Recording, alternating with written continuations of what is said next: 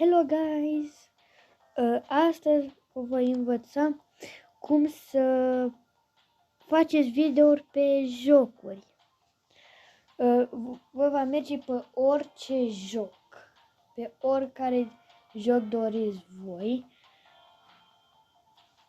și ca să puteți intrați pe jocul orice joc vreți voi, așa intrați și voi veți avea în dreapta sus o chestie, apăsați și după veți apăsa pe camera aceea.